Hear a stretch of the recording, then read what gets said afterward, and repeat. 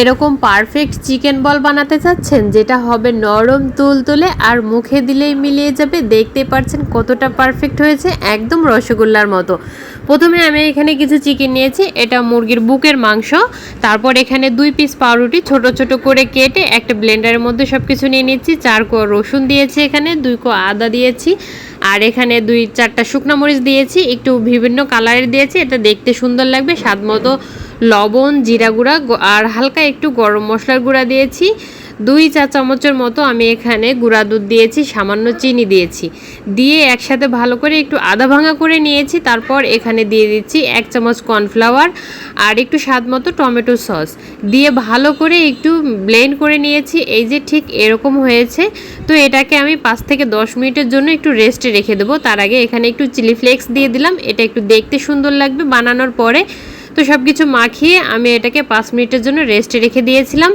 তারপর হাতটা ভালো করে পরিষ্কার করে নিয়ে ভালো করে একটু তেল মাখিয়ে নিয়েছি। আর এখন একটু এই যে রসগোল্লার মতো শেপ দিয়ে নেব, এরকম গোল গোল।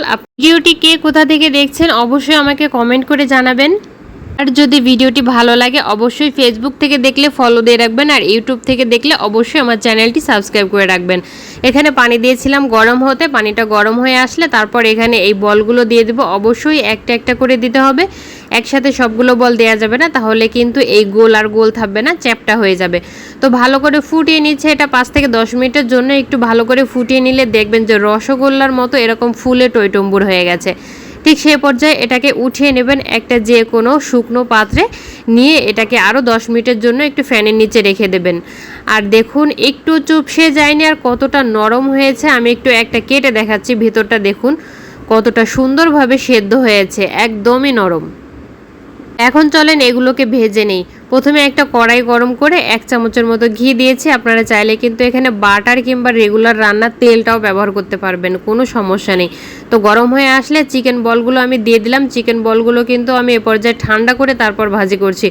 কোনো অবস্থাতেই কিন্তু গরম চিকেন বলটা ভাজি করতে যাবেন না, তাহলে কিন্তু ভাজার পরে ওই যে দেখেন না যে ফুলে ওঠে তারপরে চুপসায় যায়, ঠিক সেরকম হয়ে যাবে। আর ঠান্ডা চিকেন বলটা যদি এরকম করে একটু ভেজে নেন তাহলে কিন্তু চিকেন বলটা ঠিক এরকমই থাকবে।